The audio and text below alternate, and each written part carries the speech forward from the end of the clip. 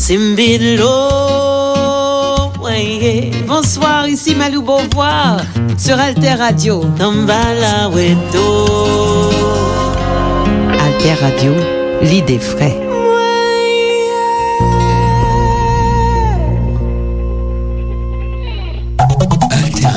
Auditeurs, auditrices, commanditaires et partenaires d'Alter Radio, veuillez noter que nos studios sont désormais situés à Delma 83. Nos installations ne se trouvent plus à Delma 51. Bien noter qu'Alter Radio se trouve maintenant à Delma 83. Information tout temps. Information sous toutes questions. Information dans toute forme.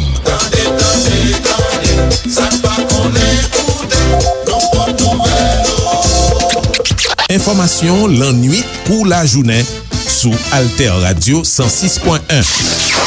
Information ou n'al pi loin. Programme wap suive là, c'est un programme nap. Comment nous y est? Merci pour tes trois côtés. Magazine qui fait un coup de flash. Coup de flash sous ça qui a passé dans le monde. Événement qui rentrait la caille non. En vérité, on n'en aura jamais fini avec la drogue. C'est un système. Et même s'il tue beaucoup de gens, le système continuera. Bienvenue dans le magazine événement sous Alter Radio 106.1 FM, alterradio.org avec diverses plateformes internet. Magazine événement toujours traité actualité internationale là chaque semaine pour aider auditeurs et auditrices nous bien comprendre ce qui a passé sous scène internationale.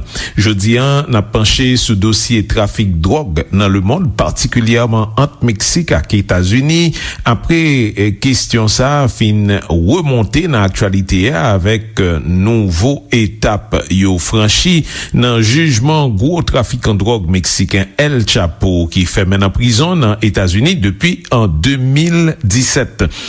Bout pour bout, El Chapo qui te joint condamnation année passée pour te passer toute la ville dans prison, aller en appel devant tribunal aux États-Unis pour demander refait jugement. Eh bien, trafiquant drogue mexicain Joaquim Guzman, qui gagne nom El Chapo, déposé dossier devant cour d'appel New York dans États-Unis pour demander casser jugement qui était fait année passée à côté la justice américaine t'est condamné pour le passer toute la ville dans prison. Avocat El Chapo yo annoncé nouvelle là le 4 septembre. Yo fait connaître c'est un dossier 245 pages yo déposé dans cour d'appel New York là.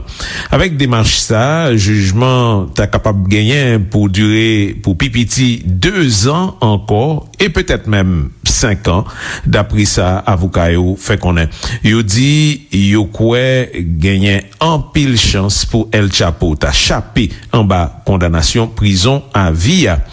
Qui argument technique El Chapo gagnant pour demander casser procès qui fait dans la justice américaine après Mexique défine arrêté et puis pimpel dans États-Unis en janvier 2017. Eh bien, il dit que premier procès qui fait là, il était fait pour annuler parce que gagne une dans jury qui a déclaré dans les médias que lui-même, ensemble avec plusieurs collègues, yo te prend information dans la presse avec dans réseaux sociaux sous dossier El Chapo avant même que yo te al chita comme juré.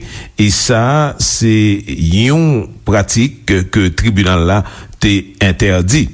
Et yon l'autre argument que vous gagnez encore, c'est que d'après avocat El Chapo, isolement yo ba monsieur le fait que le pa ka wè moun du tout yo isolé le net la prison de haute sécurité côté lié, eh bien ça vient bal difficulté pour les river préparer défense li. Et c'est peut-être ça, donc, avec deux arguments ça, yo mandé pour casser jugement.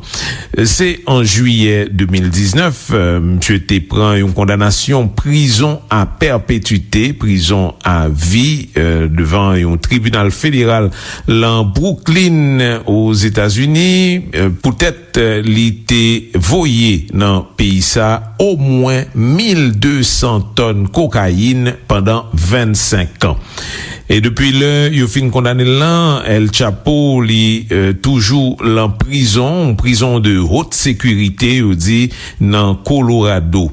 Monsieur, c'est cofondateur d'un cartel qui très puissant qui gagne, qui relève cartel de Sinaloa.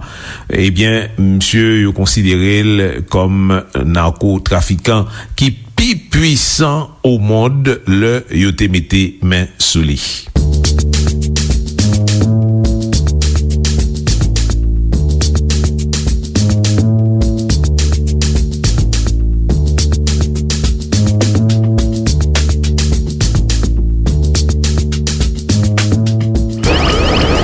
C'est comme ça tous les jours depuis la mi-novembre. Un convoi policier à haute sécurité escorte un fourgon blindé qui transporte celui qui était l'ennemi public numéro 1. Le narcotrafiquant le plus recherché du monde, le plus puissant depuis Pablo Escobar, il s'agit de Joaquín Archibaldo Guzmán Loera, dit El Chapo Guzmán. El Chapo veut dire le petit trapu. Il a été capturé par les soldats mexicains en janvier 2016 et extradé 1 an plus tard aux États-Unis, où il finira probablement sa vie en prison. En ce moment, il est en isolement dans la prison la plus sécuritaire d'Amérique, la Metropolitan Correctional Center, qu'on surnomme le Petit Guantanamo. Et tous les jours, il se déplace via le pont de Brooklyn, spécialement fermé à la circulation, jusqu'à la cour de district de Brooklyn. Les médias mexicains couvrent le procès au jour le jour. Le tribunal de Brooklyn est une destination touristique et la sécurité est maximum. Chiens renifleurs et détecteurs de gaz. Tous les matins se présente fidèlement au tribunal la jeune épouse du Chapo, Emma Coronel Aispuro, ancienne reine de beauté mexicaine. Puis ses 2 avocats. Ils n'ont pas la tâche facile. C'est un personnage mythique et maintenant on veut nous faire croire qu'il est le seul narcotrafiquant au monde.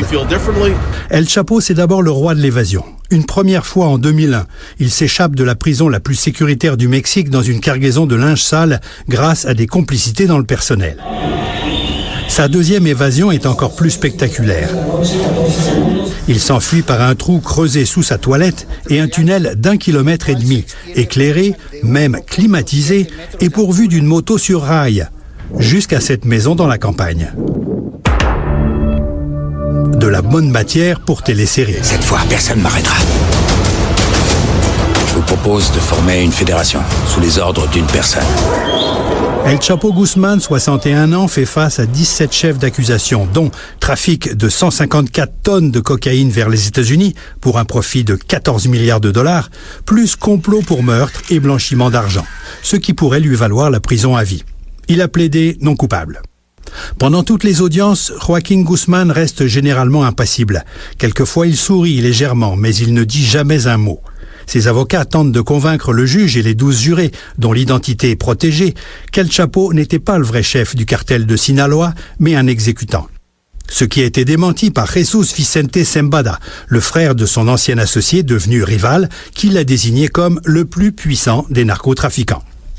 Un autre ancien complice, le Colombien Jorge Cifuentes, a expliqué comment il négociait des cargaisons de cocaïne avec la guérilla des FARC pour le compte du Chapo Guzmán. Et Pedro Flores de Chicago a décrit comment il avait étendu un marché de centaines de millions de dollars de cocaïne du Chapo vers Détroit, Philadelphie et Washington. Ces témoins de l'accusation sont tous des narcotrafiquants condamnés et repentis. Et puis, pavé dans la mare, l'avocat du Chapo, Jeffrey Lichtman, a accusé le président mexicain sortant, Enrique Peña Nieto, et son prédécesseur, Felipe Calderón, d'avoir touché des centaines de millions de dollars de pots de vin du cartel. ce qui a fait les manchettes au Mexique, sans toutefois surprendre les spécialistes de la question. On peut dire en termes généraux qu'il n'y a pas de trafiquants qui existent sans la protection du gouvernement. L'ex-président mexicain a rapidement et formellement tout démenti, précisant que c'est lui qui avait réussi la capture du Chapo Guzman. Chaque soir, la jeune épouse du Chapo quitte le tribunal sans répondre aux questions des journalistes, mais elle refuse rarement un égo-portrait avec des admirateurs.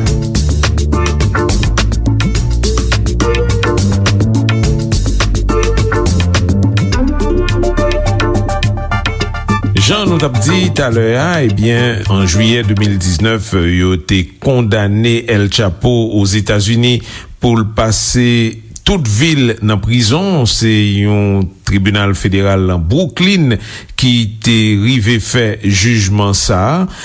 Peut-être, monsieur, voyez, l'an pays américain, 1200 tonnes cocaïne pendant 25 ans. Monsieur, dans le moment où il a été arrêté, monsieur, au Mexique pour extrader aux États-Unis, il a été considéré El Chapo tant qu'un narcotrafiquant qui est plus puissant au monde.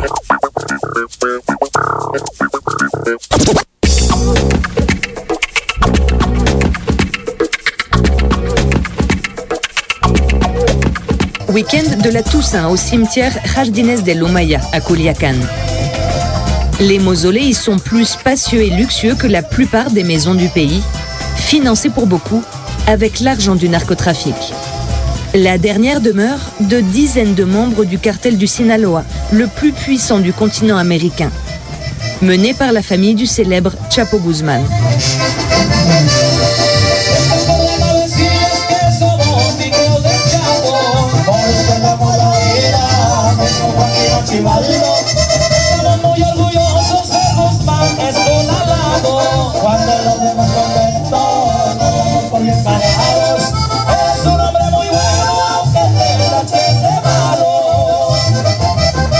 Comme partout au Mexique, le jour des morts est une fête. Les chanteurs de narcocorridos, ces ballades à la gloire des trafiquants, mettent l'ambiance au milieu des tombes. De quoi parlent nos chansons? Ce ne sont des choses quotidiennes qui se passent ici sur nos terres. On parle de ces personnages qu'on connaît tous, vous savez. Si on parle mal d'eux, ça ne va pas leur plaire. Alors ce qu'on fait en général, c'est qu'on reprend des corridos qui existent déjà. Comme ça, on est à peu près sûr de ne pas avoir de problème. Parce que si on en compose un et qu'il y a des extraits qui ne leur plaisent pas, ça pourrait mal tourner pour nous. Les familles qui n'ont rien à voir avec ce milieu doivent elles aussi supporter le concert tonitruant. Oh, j'y suis indifférente. Ce genre de chansons, on les entend partout ici. Rien de plus normal. Il s'agit juste de ne pas nous mêler de leurs affaires et ils nous laissent tranquilles. C'est le berceau du narcotrafic mexicain, l'État du Sinaloa. Ici est né le cartel du même nom. Un cartel qu'on disait moribond, affaibli, depuis que Joaquín Guzman, alias El Chapo, son leader historique, a été condamné à la prison à vie aux États-Unis. Mais est-ce vraiment le cas?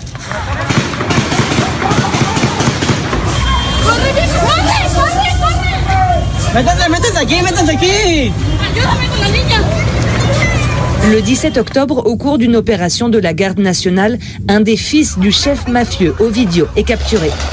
Immédiatement, le cartel du Sinaloa mobilise ses troupes. Pendant plusieurs heures, fusillades et grenades font trembler la ville. Toutes les factions sont descendues de la Sierra, de toute la région. Il y avait sans doute un accord pour qu'en cas de capture d'un de leurs chefs, ils réagissent immédiatement. Cette mobilisation avait toutes les caractéristiques d'une insurrection. Parce qu'ils étaient supérieurs en nombre et en puissance de feu à l'armée et à la garde nationale réunis. Le pays a retenu son souffle alors que le gouvernement pliait le genou face au cartel et libérait le fils de Joaquín Guzman pour calmer la situation. Mais à Culiacán, malgré la terreur vécue ce jour-là, une partie de la population continue de soutenir le groupe criminel. Ça a été terrible ce jour-là. Jusqu'en fin d'après-midi, plus aucune voiture ne circulait dans les rues. Mais les narcos n'ont blessé personne parmi la population. Ils ne faisaient que se défendre face au gouvernement. Craint et admiré. Dans cette chapelle, à la gloire d'un hors-la-loi légendaire du début du XXe siècle, El Chapo s'est fait une place parmi les gris-gris et les scapulaires. Mais Mario doit rester prudent avec ce qu'il vend. Celui qui a fait cette statue a dû demander la permission à la famille du Chapo. On ne peut pas vendre des objets à son effigie comme on veut. Mais cet homme, je le respecte beaucoup. Dans toute la région, il est très apprécié. Apprécié notamment pour les injections d'argent du cartel dans l'économie locale. Alors que le Mexique est en 2019 au bord de la récession, l'État du Sinaloa, quant à lui, affiche une croissance supérieure à 6%. Les cartels fonctionnent avec de l'argent cash. Par les tunnels clandestins construits à la frontière entre le Mexique et les États-Unis, on en a trouvé à peu près 120 jusqu'à maintenant. La drogue passe dans un sens, mais en retour, ce sont des cargaisons d'armes et d'argent liquide. Et tout ça se réinjecte dans l'économie mexicaine. C'est la Pax Narca, comme on l'appelle ici. Un état de fait accepté et dont beaucoup tirent bénéfice. La drogue, moteur économique et culturel. Le cartel du Sinaloa a renforcé son empire depuis bientôt 4 décennies. Un pouvoir qui semble, au moins depuis l'état qu'il a vu naître, inébranlable.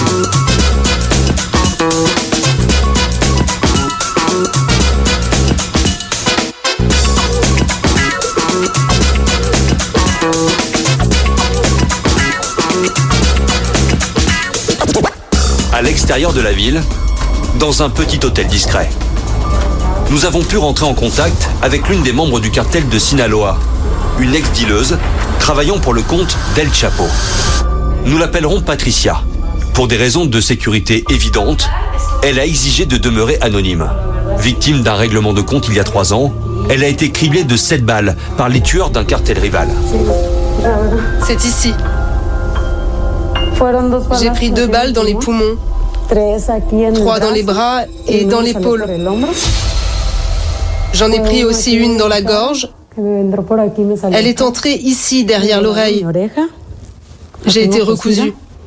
Et une autre dans la tête, qui est ressortie. Après 1 semaine de coma, la jeune femme de 28 ans échappe miraculeusement à la mort. Je savais que tôt ou tard, il allait se passer ce qui m'est arrivé. Dans ce business, c'est la mort ou la prison. En dépit de ce qu'elle a enduré, Patricia ne regrette pas de s'être engagée dans l'armée d'El Chapo. Grâce à la drogue, elle a gagné beaucoup d'argent. Ils m'ont proposé un travail. Je devais être disponible 24 heures sur 24. Je vendais surtout du cristal, mais aussi le produit qui arrivait pur, la cocaïne.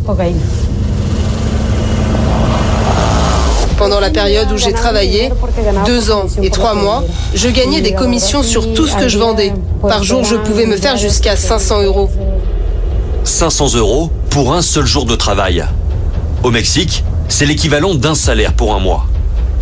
Selon l'ex-dealeuse, et contrairement au discours officiel, le cartel de Sinaloa maintiendrait plus que jamais son influence néfaste sur Cabo. Les chefs seront toujours ici autour de Cabo, parce que les gringos lâchent beaucoup de billets. À Los Cabos, il y a beaucoup d'argent. En vérité, on n'en aura jamais fini avec la drogue. C'est un système. Et même s'il tue beaucoup de gens, le système continuera. Il y aura toujours de la drogue. Un système toujours parfaitement en place.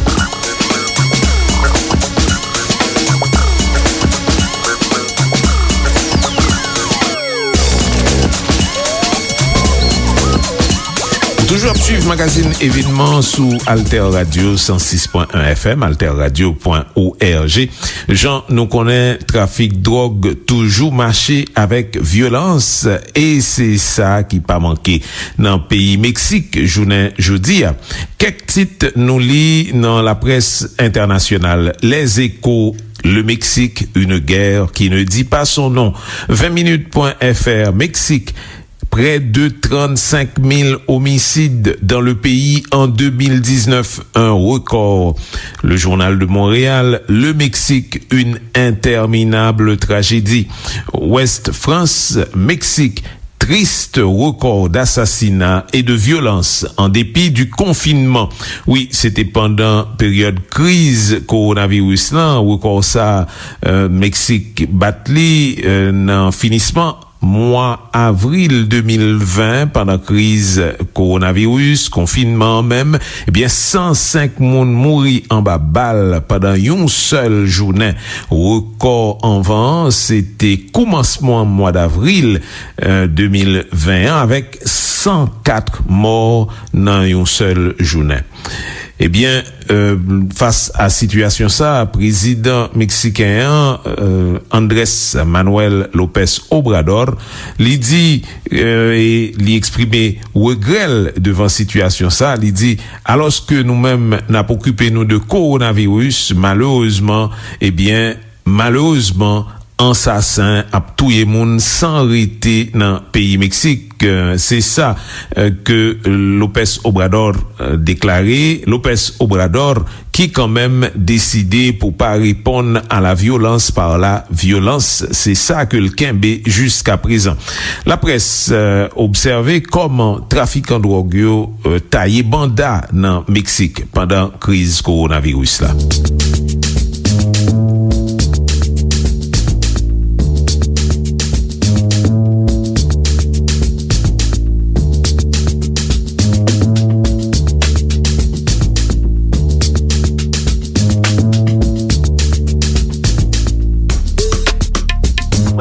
Problème numéro 1 de l'État au Mexique. Ce fléau, c'est la violence des cartels mexicains qui continuent de prospérer sur le trafic de stupéfiants d'Amérique du Sud vers les États-Unis et qui ont acquis une telle impunité dans leurs crimes, selon El País, qu'ils représentent une menace réelle pour l'État. Le problème est intrinsèquement lié aux États-Unis, où les principaux cartels étendent leurs tentacules, selon l'expression du site d'enquête Contralinea, jusqu'à Chicago et New York. Ces derniers mois, un groupe en particulier a pris le dessus. Il se fait appeler le cartel de Jalisco Nouvelle Génération. Il s'est spécialisé dans le trafic de méthamphétamine et de fentanyl, mais aussi dans les règlements de compte sanglants avec les autres groupes criminels. Jalisco Nueva Generación, selon cette fois le Wall Street Journal, a même surpassé récemment le cartel de Sinaloa du célèbre El Chapo, désormais on le sait en prison à vie aux États-Unis. Et le pire, affirme cette fois le New York Times, c'est que ces cartels de narcotrafiquants responsables d'une violence inouïe et quotidienne dans les campagnes mexicaines, ces cartels n'ont jamais été aussi puissants et populaires dans ces mêmes campagnes que depuis ce printemps. Oui, depuis la crise du coronavirus qui leur a donné une nouvelle emprise en leur donnant le statut d'organisation, en quelque sorte de charité, de pourvoyeur de nourriture, de médicaments, de matériel de protection aux Mexicains qui manquaient et qui manquent encore de tout. Les cartels ont mobilisé leurs nombreux hommes de main dans les régions les plus reculées du Mexique pour organiser des distributions et combler le vide criant que laissait l'État mexicain dans sa gestion à minima de la crise. Une équipe de la BBC, d'ailleurs, a pu filmer les préparatifs d'une de ces distributions alimentaires et nous raconte comment les locaux du cartel, qui d'ordinaire regorgent de drogue à acheminer aux quatre coins du continent, croulent désormais sous des tonnes de riz, de boîtes de thon ou de gel hydroalcoolique à distribuer à la population. Et comme en plus, affirme Johan Grillo dans le New York Times, la demande de stupéfiants a augmenté aux États-Unis, conséquence des confinements et déconfinements, eh bien il n'y a pas de doute, le crime organisé mexicain est le grand gagnant de la pandémie.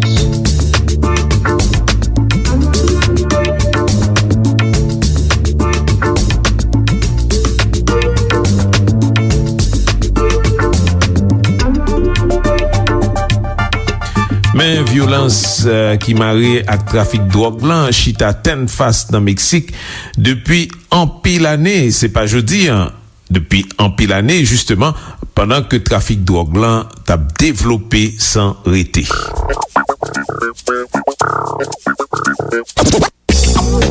Au début des années 90, ce ne sont plus les Colombiens qui dirigent ce trafic, mais les Mexicains, dont la frontière poreuse avec les États-Unis devient la nouvelle route d'acheminement. Avec eux, la violence entourant le trafic de drogue va encore monter d'un cran.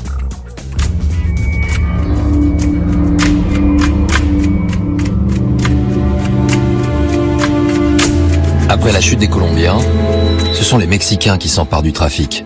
Sous le règne du plus terrible d'entre eux, Joaquín Guzmán, surnommé El Chapo, le trapu. Il a grandi dans la région pauvre et oubliée de Sinaloa, proche de la frontière américaine.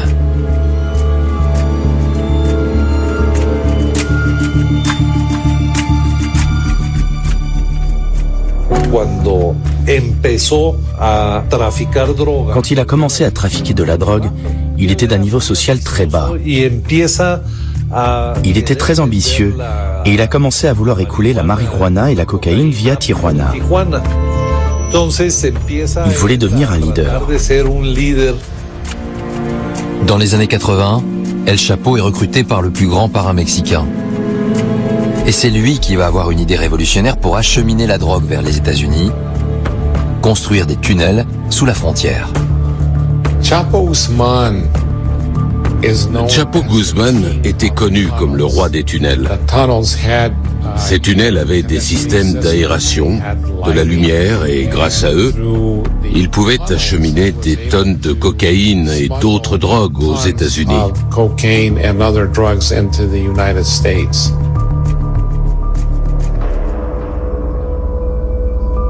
Dans les années 90, quand les parrains colombiens de la drogue tombent les uns après les autres, une multitude de cartels mexicains voit le jour et El Chapo crée sa propre organisation dans sa région natale, le Sinaloa.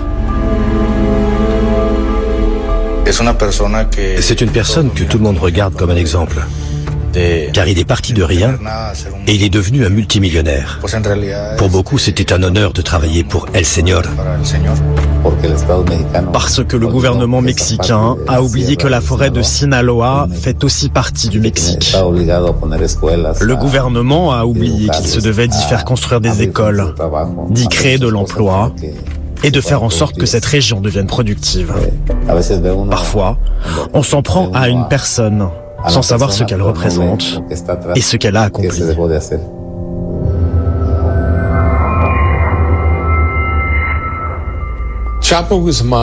El Chapo a commencé à être dans le radar de la DEA après la formation du cartel de Sinaloa. Et on a établi en 1993 qu'il avait 5 tonnes de cocaïne stockées au Guatemala avec des milliers de kalachnikovs importés illégalement.